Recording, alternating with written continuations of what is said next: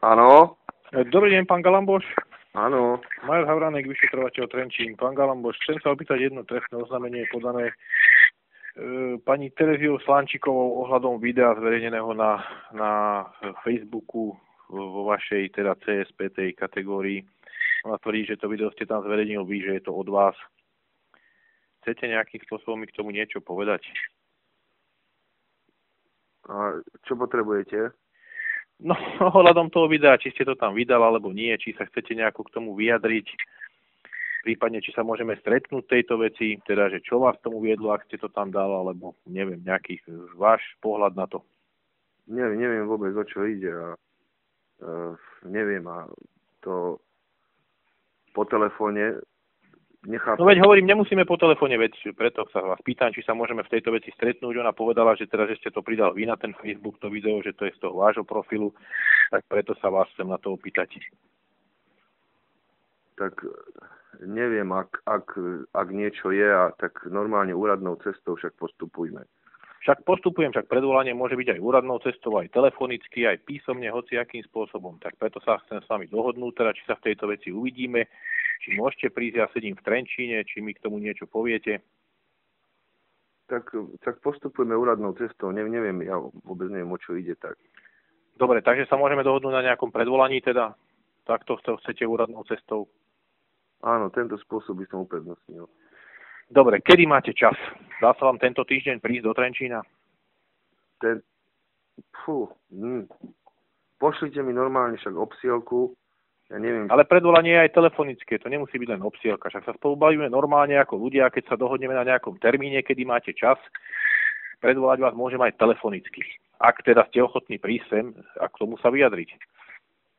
Ja som strašne zaneprázdnený, tak pošlite mi normálne obsielku a budeme postupovať ďalej. No veď predvolávam vás teraz telefonicky. To je takisto forma predvolania. Takže mám vám podať tu z brucha dátum.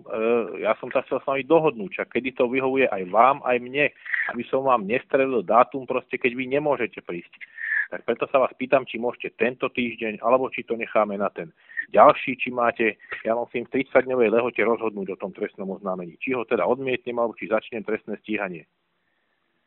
Ja jedine potrebujem doklad. Predvolanie, úradne, doklad. Ak také niečo je, že nejaké oznámenie na mňa, neviem od koho inak. Tak, od pani, veď som vám to povedal na začiatku, pani Slančíková, Terezia, ona sa zúčastnila nejakých vašich aktivít, bola na nejaké prednáške v Dubnici nad Váhom, tam bolo robené nejaké video a teraz to video je zostrihané a nejakým spôsobom je tam napísané, že je odhalená ako udavač a je zverejnené na sociálnej sieti. Ona tvrdí, že ste ho zverejnil vy.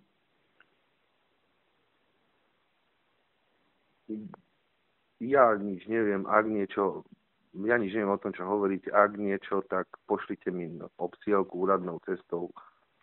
Dobre, tak ja vás úradnou cestou teda takto telefonicky predvolávam na štvrtok 8.9. o 10.00 do Trenčína na odbor kriminálnej polície na ulici Bratislavskej.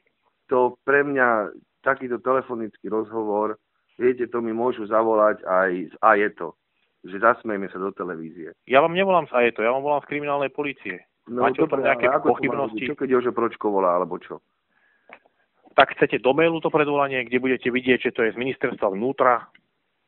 Tak kľudne aj mailom mi to môžete poslať. Dobre, takže na mail vás mám predvolať na ten, ktorý mail. Čo máte zverejnený na stránke? Na galamboš@centrumsprávnejpomoci.sk. Dobre, štvrtok vám vyhovuje?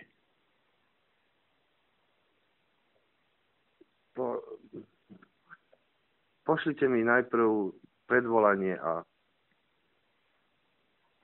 dobre, sa vyjadrím. Dobre, takže v tom predvolaní vám napíšem aj poučenie, ktoré potom vyplýva z toho, keby ste sa nedostavil. Výborné. Ďakujem pekne, majte sa. Dobre, ďakujem. Ja som si povedal, ja som si povedal. Budem udávať. Udávanie, to je môj koníček. Udám všetko, to bude môj koníček.